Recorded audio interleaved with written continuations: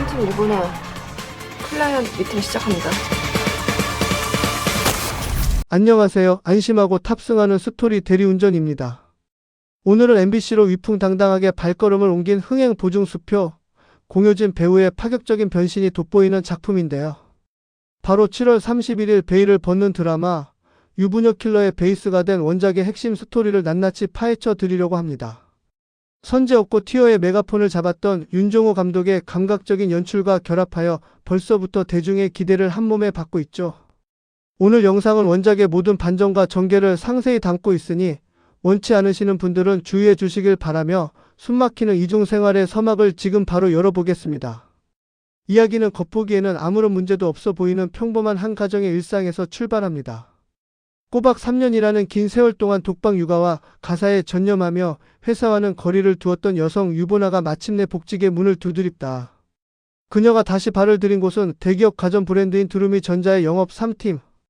수년 만에 컴백한 연차 높은 직원이지만 놀랍게도 이 부서에서 그녀는 이름만 대면 누구나 고개를 끄덕이는 전설적인 실적의 여왕으로 통하고 있었습니다. 자리로 돌아온 그녀를 가장 격하게 반긴 사람은 다름 아닌 직속 상사인 봉 팀장이었죠. 봉 팀장은 보나가 자리에 앉기가 무섭게 복귀 첫날 오전부터 대형 바이어와의 중요한 미팅이 잡혀 있다는 청천벽력 같은 소식을 건넵니다. 그것도 혼자가 아니라 파트너인 기영도 대리와 동행하라는 지시와 함께 말이죠. 그런데 회사를 나선 두 사람이 도착한 약속 장소가 심상치 않습니다. 번듯한 오피스 빌딩이 아닌 화려하고 은밀한 호텔 방이었으니까요. 너무 오랜만에 현업에 복귀한 탓인지 보나는 차 안에서부터 눈에 띄게 초조해하며 다리를 떨기 시작합니다. 옆자리에서 이를 지켜보던 기영도 대리는 선배의 긴장을 풀어주려는 듯 전혀 걱정할 필요 없다며 부드럽게 위로를 건네죠. 잠시 후 목적지인 객실 내부에 잠입하듯 들어선 두 사람. 기 대리는 자신의 손목시계를 슬쩍 확인하더니 모든 세팅이 완벽하게 끝났느냐며 나지막이 질문을 던집니다. 보나가 고개를 끄덕이며 준비가 끝났음을 알리자 기 대리는 차분한 어조로 그럼 시작하시죠라는 사인을 보냅니다. 바로 그 순간 우리가 상상하던 비즈니스 미팅의 개념은 완전히 뒤집어집니다. 그렇습니다. 3년 만에 돌아온 전설적인 에이스의 복귀 첫 임무는 다름 아닌 완벽한 제거, 즉 타깃을 없애는 살인 업무였습니다. 사실 이들이 소속된 두루미전자 영업 3팀이라는 부서는 합법적인 회사의 간판을 내걸고 뒤에서는 법망을 피해간 잔혹한 악인들을 의뢰받아 처단하는 극비 살인 청부 전담 조직이었던 것입니다. 그리고 그 안에서 유보나 부장은 업계 사람들을 공포에 떨게 만들었던 신화적인 저격수 킹피셔라는 코드네임으로 통하던 인물이었죠. 세간에는 이미 오랫동안 자취를 감추어 은퇴한 것으로 알려져 있었지만 그녀의 날카로운 발톱은 전혀 무뎌지지 않았던 겁니다. 그녀의 개인적인 배경을 들여다보면 더욱 반전이 가득합니다. 보나는 어린 시절 부모를 잃고 외롭게 자란 고아 출신이지만 현재는 나투데이라는 신문사의 사회부에서 정의를 쫓는 열렬 기자인 남편 권태성과 뜨거운 연애 끝에 가정을 꾸렸습니다. 두 사람 사이에는 눈에 넣어도 아프지 않을 사랑스러운 3살배기 딸 유리가 커가고 있었죠. 심지어 보나는 치킨 전문점을 운영하며 고되게 살아가는 시어머니의 상가 건물을 소유한 수년째 월세를 단 한 푼도 올리지 않은 천사 같은 건물주이기도 했습니다. 물론 이 엄청난 재력과 피비린내 나는 본업의 정체에 대해서는 평생을 함께 살아온 남편과 시댁 식구들 그 누구도 눈치채지 못하고 있었습니다. 피 묻은 대가로 벌어들인 거액을 통해 가족들에게 완벽한 울타리를 제공해 준 셈이었죠. 불우했던 성장 배경 탓에 그녀는 자신이 피땀 흘려 이룩한 평범하고 안락한 가정생활에 무서울 정도로 집착하고 있었습니다. 거친 암살자의 삶 속에서 기적처럼 찾아낸 남편 태성과 딸 유리는 위태롭게 흔들리던 그녀의 영혼을 붙잡아준 유일한 안식처이자 전부였습니다. 그렇기에 가족을 향한 애정은 그 무엇과도 비교할 수 없을 만큼 각별했죠. 가녀린 외모와는 다르게 그녀는 인간의 한계를 뛰어넘는 근접 격투 기술을 보유하고 있었고 특히 사격에 있어서는 그 누구도 범접할 수 없는 절대적인 명중률을 자랑하는 인간 병기였습니다. 다만 이 소름 돋는 재능을 알고 있는 자들은 영업 3팀의 정예 멤버들이 전부였으며 평소에는 철저하게 발톱을 숨긴 채 그저 억척스럽고 다정한 보통의 워킹맘으로 완벽하게 위장하고 살아가고 있었습니다. 그러나 전설의 귀환은 곧바로 꼬리가 잡히기 시작합니다. 사건 다음날 킹피셔가 깔끔하게 처리하고 떠난 참혹한 현장에 들이닥친 베테랑 형사들은 특유의 시그니처를 확인하고 마침내 사라졌던 희대의 암살자가 다시 움직이기 시작했다는 섬뜩한 사실을 직감하게 됩니다. 한편 보나가 복귀한 사무실에는 묘한 기류를 풍기는 새로운 인물이 발을 들입니다. 프리랜서 생활만 전전하다 조직 사회는 이번이 완전히 처음이라고 자신을 소개한 신입사원 오연남이었습니다. 상사이자 대선배인 보나는 격려의 의미로 정중하게 악수를 청하지만 현남은 냉랭한 태도로 눈길조차 주지 않은 채 부장이 손을 무시하고 제자리 찾기에만 급급해합니다. 수많은 죽음의 고비를 넘기며 생존 본능을 단련해온 보나는 특유의 동물적인 야수 같은 감각으로 이 신입사원에게서 형용할 수 없는 거대한 위험의 냄새를 맡게 되죠. 이후 사내 탕비실에서 마주친 현남은 자신이 전문 바리스타 자격증을 가지고 있다며 팀원들을 위해 특별한 커피를 한 잔씩 대접하겠다고 상냥하게 제안합니다. 잠시 후 영업 3팀원들은 신입이 정성껏 내려온 커피잔을 들고 여유로운 티타임을 즐기게 되는데요. 사실 이 영업 3팀이라는 조직은 멤버 개개인이 상상을 초월하는 범죄 위장의 대가들이 모인 집단이었습니다.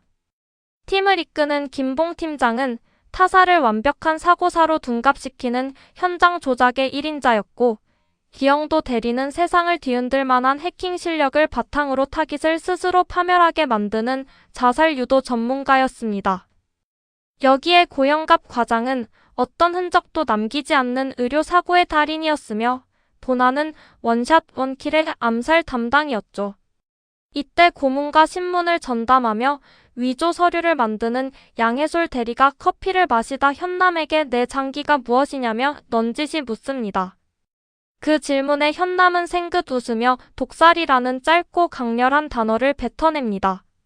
순간 삼키던 커피를 일제히 뿜어내며 경악하는 팀원들을 향해 현남은 이번 잔에는 아무것도 넣지 않았다며 천연덕스럽게 미소를 지어 보입니다. 사실 오현남은 어둠의 세계에서 모르는 이가 없는 독극물 분야의 독보적인 천재이자 치명적인 액체 미스트의 개발자였습니다. 이 미스트라는 물질은 지난 5년간 수많은 타깃을 소리 소문 없이 꼴로 보낸 무시무시한 독약으로 그 독성이 일반 비소의 10,000배, 독어 독의 100배에 달하는 파괴력을 지니고 있었죠. 무엇보다 무서운 점은 부검이 시작될 때쯤이면 체내에서 완전히 자연 분해되어 그 어떤 화학적 흔적도 남기지 않는다는 사실이었습니다. 완전 범죄를 꿈꾸는 암살자들에게는 그야말로 신이 내린 완벽한 물질이었고 멀쩡한 사람을 급사나 사고사로 처리하기에 이보다 좋은 무기는 없었습니다. 그로부터 며칠 뒤 비극의 톱니바퀴가 굴러갑니다. 보나의 남편이자 사회부 기자인 권태성은 오랫동안 베일에 쌓여있던 암살자 킹피셔의 뒤를 집요하게 쫓고 있었습니다. 최근 발생한 사건을 통해 그가 다시 활동을 재개했다는 확신을 얻고 심층 취재를 이어가던 중 킹피셔의 결정적인 약점과 정보를 넘기겠다는 의문의 제보자로부터 긴급한 연락을 받게 됩니다. 은밀하게 약속 장소로 향한 태성 앞에 나타난 제보자는 다름 아닌 영업 3팀의 신입 오현남이었습니다. 현남은 아무런 의심도 하지 않는 태성에게 향기로운 커피 한 잔을 건넸고 그것을 들이킨 태성은 순식간에 의식을 잃고 바닥으로 쓰러지게 됩니다. 같은 시각 본능적으로 현남의 입사 경로와 배경이 지나치게 수상하다고 여긴 천재 해커 기영도 대리는 그녀의 과거를 샅샅이 해킹하기 시작합니다. 그리고 마침내 오현남이 영업 3팀을 제 발로 찾아온 소름 끼치는 진짜 목적을 알아내고 급히 보나에게 전화를 걸어 충격적인 전말을 폭로합니다. 모든 원한의 시작은 2012년 혹독하게 추웠던 어느 겨울날로 거슬러 올라갑니다. 당시 청주교도소에서 형기를 마치고 출소한 현남의 친부 오만석은 크리스마스 선물을 품에 안은 채 딸을 만나러 찾아왔었습니다. 그리고 바로 그날 밤 보나는 오만석을 잔인하게 처단했었던 과거가 있었던 거죠. 전화를 받는 보나의 손이 떨려왔지만 이미 남편 태성은 현남의 소나기에서 인질이 되어 신음하고 있었습니다. 쓰러진 기자를 싸늘하게 내려다보며 현남은 소중한 사람들을 모두 잃은 자신과 달리 피비린내 나는 짓을 저지르고도 혼자만 화목한 가정을 꾸려 행복을 누리는 보나의 삶이 지독하게 불공평하다며 증오를 불태우고 있었습니다. 이윽고 현남은 남편의 목숨을 담보로 어떤 무기도 지참하지 말고 지정된 외딴 별장으로 혼자 찾아오라는 협박 메시지를 보나에게 전송합니다. 보나는 한치의 망설임도 없이 남편을 구하기 위해 충남의 깊은 산속에 위치한 별장으로 폭풍처럼 차를 몰았습니다. 문이 열리고 대치한 두 사람. 현남은 예상보다 빨리 도착한 보나를 비웃으며 총을 내려놓으라고 명령합니다. 어차피 남편이 독을 마신 이상 자신을 죽이면 해독제를 얻지 못해 함께 파멸할 것이라는 계산이었죠. 현남은 이 독을 마시면 5분 뒤 깊은 수면 상태에 빠져 영원히 눈을 뜨지 못한다고 협박합니다. 원하는 게 뭐냐는 보나의 절규에 현남은 가족이라는 껍데기를 얻기 전 어둠 속에서 오직 살인에만 미쳐있던 원래의 유보나로 돌아오는 것이라는 기괴한 집착을 드러냅니다. 보나가 내가 내 아비를 죽였으니 내 가족도 똑같이 죽어야 공평하다는 뜻이냐고 묻자 현남은 오직 그녀의 행복을 부숴버리고 싶을 뿐이라며 광기를 보입니다. 이에 보나는 단호한 눈빛으로 내 소중한 이들이 사라진다 해도 난 결코 과거의 괴물로 돌아가지 않는다고 선언하며 남편이 마셨다는 그 치명적인 독배를 스스로 들어 자신의 목구멍으로 전부 털어넣어 버립니다. 주저없이 독을 마시는 보나의 돌발 행동에 현남은 완전히 이성을 잃고 당황하기 시작합니다. 그 혼란스러운 표정을 바라보던 보나는 희미한 미소를 지으며 나지막이 읊조립니다. 맞구나. 그때 창문 너머로 나를 바라보던 그 꼬마아이. 보나는 그제야 현남의 일그러진 얼굴에서 아주 오래전 자신이 구원했던 어린 소녀의 흔적을 완벽하게 기억해낸 것입니다. 사실 현남의 유년 시절은 지옥 그 자체였습니다. 그녀의 친부는 눈앞에서 어머니를 처참하게 살해한 악마였고 겨우 징역 7년이라는 가벼운 형량을 선고받아 수감되었습니다. 아버지가 감방에 갇혀있던 그 7년이라는 시간 동안 어린 현남이 살아남기 위해 매일 밤낮으로 연구한 것은 오직 하나, 출소한 아버지를 제 손으로 완벽하게 죽이는 방법뿐이었습니다. 잔인하게도 시간은 흘러 아버지가 사회로 복귀하는 날이 다가왔고 그날은 하필 축복받아야 할 크리스마스 당일이었습니다. 어린 현남은 절망 속에서 간절히 빌면 산타클로스가 내 소원도 들어줄까라며 혼잣말을 읊조렸죠. 바로 그 순간 평생 단 한 번도 크리스마스 선물을 받아본 적 없던 외로운 소녀의 어깨를 스치며 지나가던 한 정체불명의 여성이 멈춰 섰습니다. 그것이 바로 전설의 킬러 보나와의 첫 만남이었습니다. 수사해보겠습니다. 반갑다, 김비쇼. 보나는 눈물이 가득한 현남을 향해 부드러운 미소를 지으며 크리스마스 선물이 필요하니? 라는 기묘한 질문을 던졌습니다. 그리고 의미심장하게도 잠들기 전에 방 창문을 아주 조금만 열어두라는 말을 남긴 채 어둠 속으로 사라졌죠. 도무지 이해할 수 없는 대화였지만 혹시나 하는 신락 같은 희망으로 현남은 밤이 되자 자신의 방 창문 틈을 살짝 열어두었습니다. 그녀의 단 하나의 소원은 오늘 밤 돌아온 악마 같은 아버지를 세상에서 지워버리는 것이었기에 나름대로 준비한 치명적인 농약을 아버지가 마실 음료에 몰래 타놓고 숨을 죽이며 기다렸습니다. 이윽고 문이 열리고 마주한 아버지.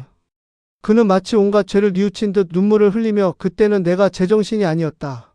미안하다고 말하더니 딸을 위해 준비했다며 조잡한 선물을 건넸습니다. 그 가식적인 모습에 흔들린 현남은 순간 마음이 약해져 농약이 든 컵을 빼앗으며 자신이 다시 챙겨오겠다고 돌아섰습니다. 싱크대에서 음료를 쏟아버리며 현남은 어쩌면 아버지가 자신이 생각한 것만큼 구제불능의 쓰레기는 아닐지도 모른다는 헛된 기대를 품었죠. 바로 그때 식탁에 앉아있던 아버지가 본색을 드러내며 나지막하게 독백을 이어갔습니다. 그날 이후로 매일 밤 뼈저리게 후회했다. 그때 너 장계까지 같이 죽여 없앴어야 했는데. 말을 마치기가 무섭게 아버지는 딸의 목을 꺾어 죽이기 위해 광기를 뿜으며 달려들었습니다. 바로 그 절체절명의 순간 열린 창문 틈새를 뚫고 들어온 킹피셔의 묵직한 총탄이 현남의 아버지를 정확하게 관통하며 바닥에 눕혀버렸습니다.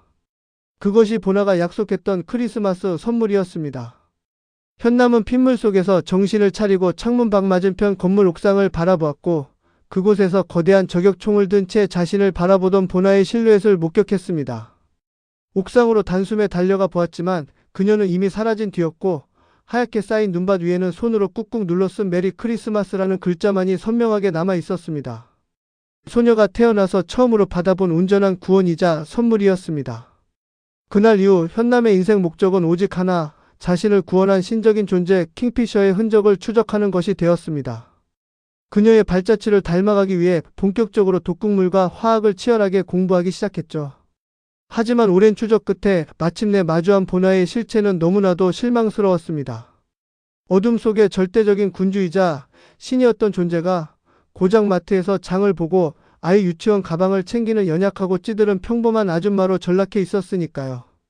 현남은 생전 처음 느껴보는 극심한 우상 파괴와 상실감에 휩싸였고 결국 잔인한 결심을 굳히게 됩니다.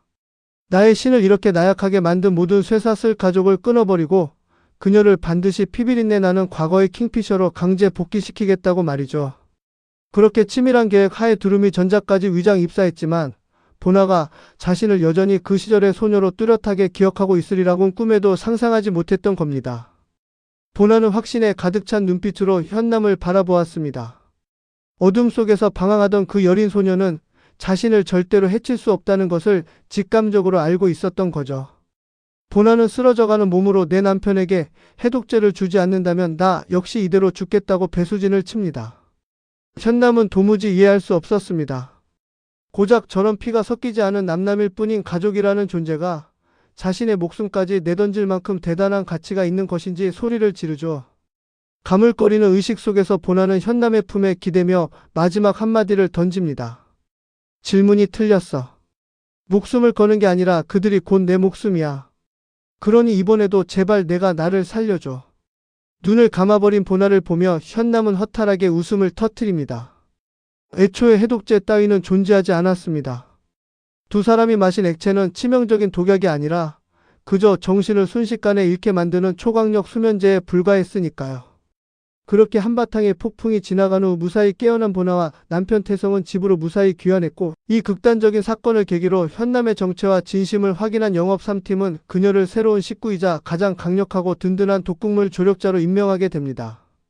그로부터 얼마 뒤 킹피셔의 화려한 귀환으로 인해 대한민국 경찰청 강력반은 발칵 뒤집혀 연일 밤샘 수사가 이어지고 있었습니다. 사건을 분석하던 막내 형사는 베테랑 이동진 경위에게 놀라운 공통점을 보고합니다. 지금까지 킹피셔에게 끔찍하게 살해당한 피해자들을 전수조사해 본 결과 그들은 예외 없이 흉악한 중범죄를 저지른 범죄자들이었으며 1인당 평균 5건 이상의 흉악 범죄 전과를 가지고 있었다는 사실이었죠. 연쇄 살인부터 시작해 폐륜적인 존속살해, 악질적인 특수강간과 폭력에 이르기까지 죄질은 이로 말할 수 없이 무거웠으나 하나같이 사법부의 솜방망이 처벌 덕에 터무니없이 짧은 형량만 살고 나온 자들이었습니다. 막내 형사는 조심스럽게 이쯤 되면 법이 제 역할을 하지 못해 풀어준 괴물들을 킹피셔라는 존재가 대신 처단하는 사회적 심판관이 아니냐는 의견을 냅니다. 하지만 뼛속까지 법치주의자인 에이스 이동진 경위는 아무리 그럴싸한 명분이 있어도 사적인 살인은 범죄일 뿐이라며 막내의 나이브한 생각을 강하게 질타합니다. 단 한 점의 지문이나 증거도 남기지 않는 치밀함 탓에 수사는 미궁에 빠져 있었지만 집요하게 매달린 끝에 막내 형사는 타깃들의 숨겨진 법칙을 찾아냅니다. 그것은 바로 교도소 문을 열고 나온 출소일로부터 최소 3일에서 길어도 1년 이내에 반드시 처단당했다는 점이었습니다. 그 중에서도 킹피셔가 출소 당일 단 하루의 유예기간도 주지 않고 세상에서 즉시 격리해버리는 절대적인 예외 카테고리가 존재했으니 그것은 바로 아동 성범죄자들이었습니다. 지난 10년간 출소한 아동 성범죄자들의 행적을 추적한 결과 출소하자마자 연기처럼 종적을 감춘 미제 실종 사건이 무려 10건이 넘게 존재했던 것이죠. 이동진 경위는 킹피셔의 주무기가 저격총이므로 시신 없는 실종은 무관할 것이라 반박하지만 막내는 사체가 발견되지 않았을 뿐 어딘가에서 총을 맞고 은밀하게 매장당했을 가능성이 크다며 전곡을 찌릅니다. 그 순간 이동진 경위의 머릿속에 번개처럼 한 인물이 스쳐 지나갑니다. 대한민국 역사상 가장 극악무도한 아동 성범죄자로 손꼽히는 악마 표규철이 바로 오늘 만기 출소한다는 잔인한 사실이었습니다. 표규철이 교도소 정문을 나서는 날 현장은 이미 그의 출소를 격렬하게 반대하고 처벌을 요구하는 분노한 시민들의 시위대로 인산인해를 이루고 있었습니다. 사태가 심각해지자 신변의 위협을 느낀 경찰은 특별호송차에 그를 태우고 급히 이동하기 시작했죠. 그러나 영리한 악마 표규철은 이동 중 대변이 급하다는 비열한 핑계를 대며 고속도로 휴게소 화장실로 숨어들었습니다.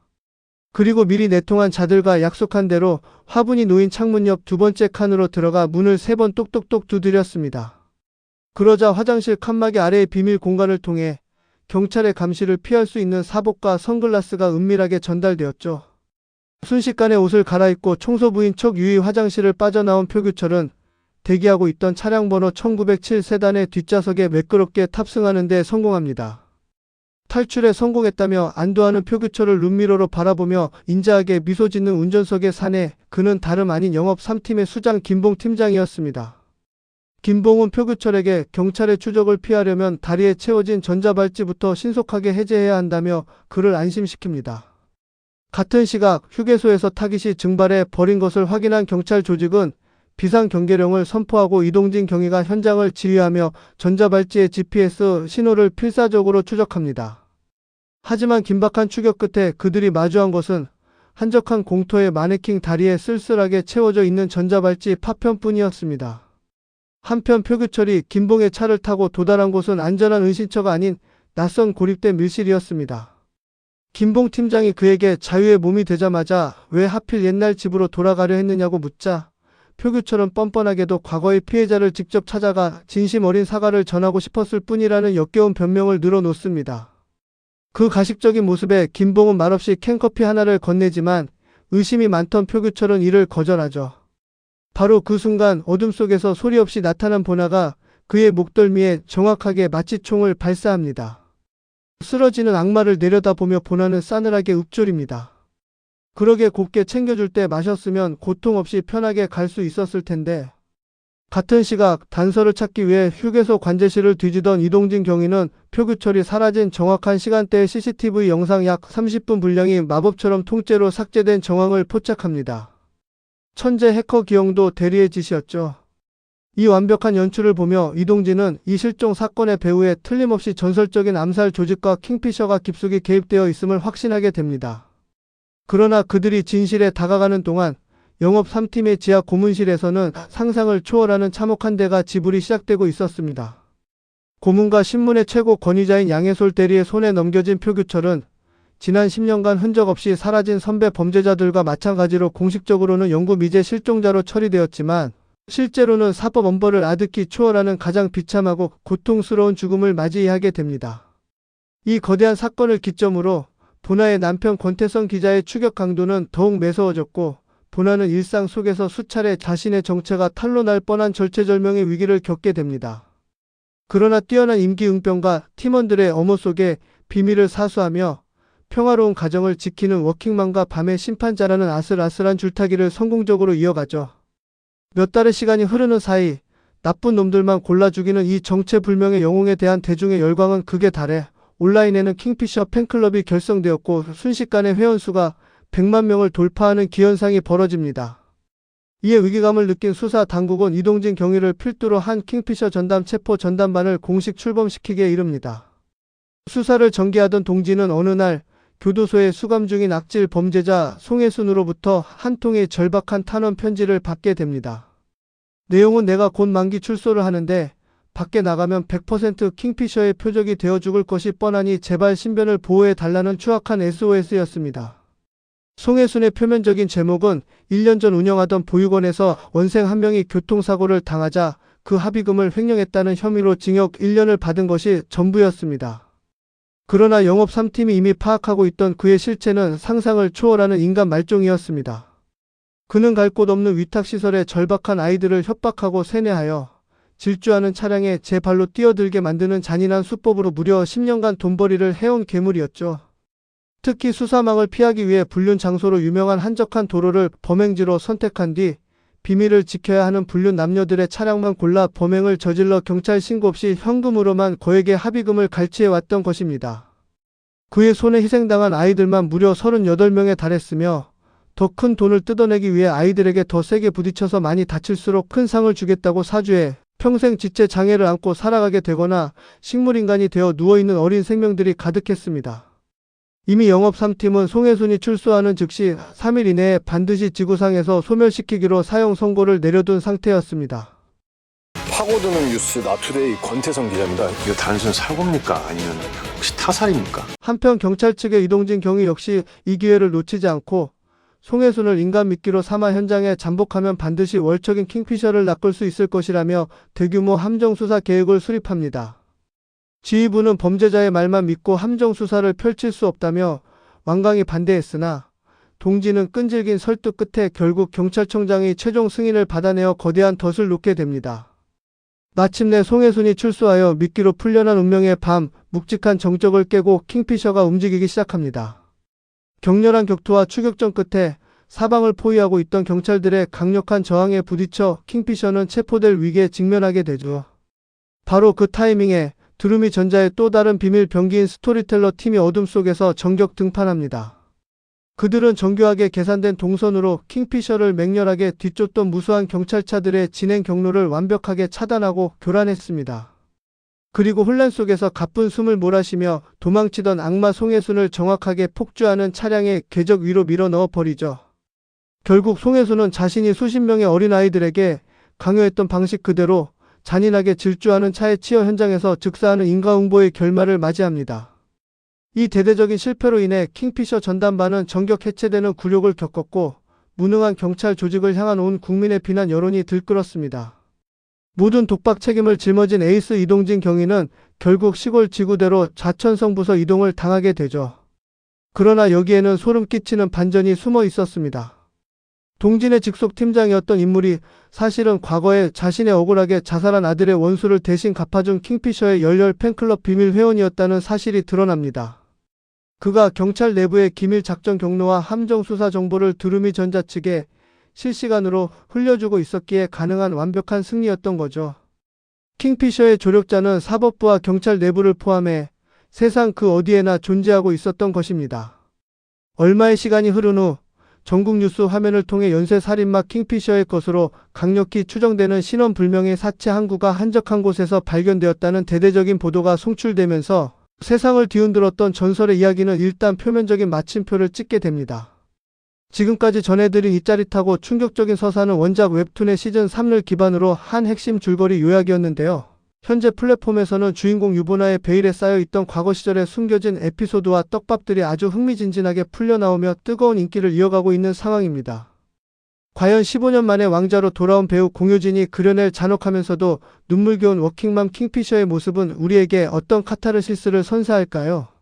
다가오는 7월 31일 본 방송을 기대하며 오늘 준비한 분석은 여기까지입니다. 영상이 흥미로우셨다면 구독과 좋아요 부탁드립니다. 엄마는 무슨 일해? 세상이 필요한